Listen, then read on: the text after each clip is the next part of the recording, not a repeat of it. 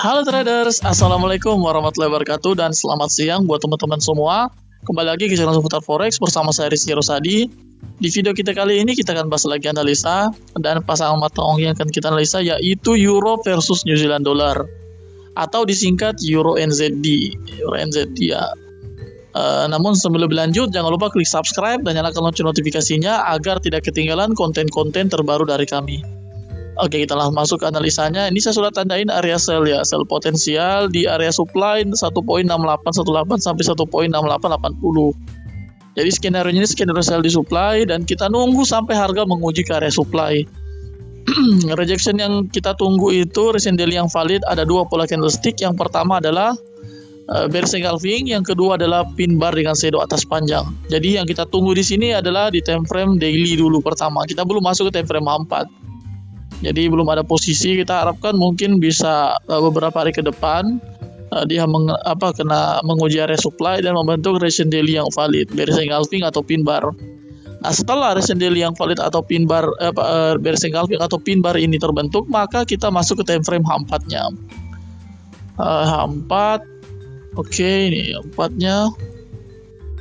Nah, jadi kalau kita ngelihat pergerakan harganya, jadi kita tunggu sampai terbentuk recent daily yang valid dulu.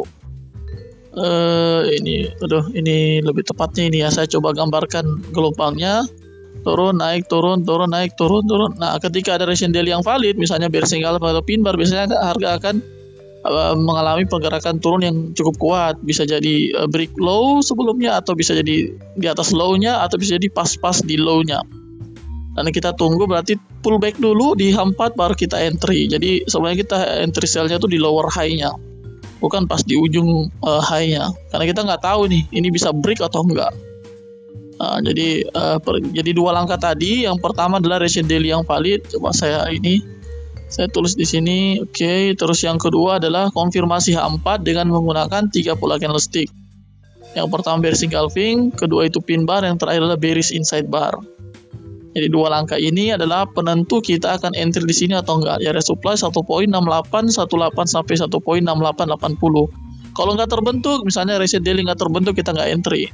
Sama juga kalau cuma recent daily yang terbentuk tapi besoknya nggak ada pullback dan nggak terbentuk konfirmasi 4, kita juga nggak entry. Dan ini harus sepaket ya.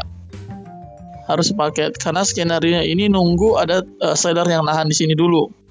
Gimana kalau misalnya harganya langsung turun cuma bikin shadow panjang H4, ya berarti kita nggak masuk, karena nggak semua ini kita bisa masuk sih. Ini kan kita nunggu harga ditahan dulu di daily. Tapi kalau cuma shadow, harganya kencang sekali, dia misalnya cuma shadow baru dia turun, ya berarti kita nggak sempat masuk. Itu saja kekurangannya.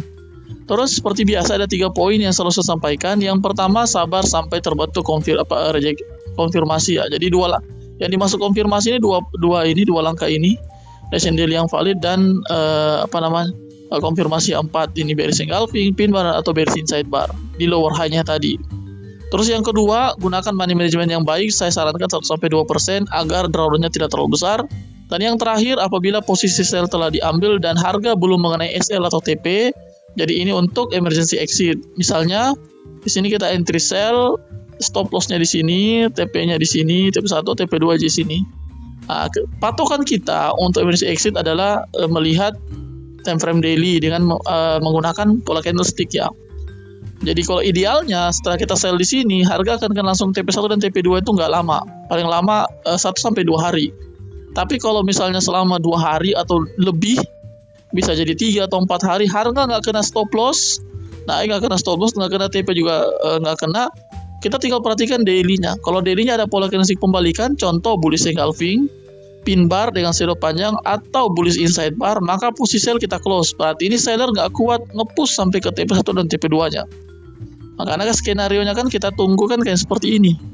Ya ditahan, turun sedikit, turun masuk kena TP. Tapi nggak menutup kemungkinan bahwa ini nggak seperti yang kita harapkan. Biasa jadi harga cuma melemah sedikit dan melanjutkan kenaikan. Dan ini kita tidak bisa tahu seperti apa nanti skenario-nya. Tujuan kita untuk membuat trading plan adalah biar kita punya aturan gitu. Kita nggak punya patokan kita masih entry atau kita close atau kita mau tahan atau gimana. Dan ini aturannya kalau misalnya terbentuk pola candlestick pembalikan di time frame daily, maka kita close posisi sell-nya. Kenapa? Karena sellernya nggak kuat untuk nge-push ke TP1 ataupun TP2. Kalau misalnya belum terbentuk, posisi sell-nya tetap kita tahan. Jadi patokannya seperti itu untuk emergency exit, karena tujuannya adalah untuk mengamankan posisi kita. Kalau ideal, ini langsung kena TP1 maupun TP2-nya. Jadi seperti itu. Baik, mungkin itu saja yang bisa saya sampaikan. Kurang lebih mohon maaf. Terima kasih. Assalamualaikum warahmatullahi wabarakatuh.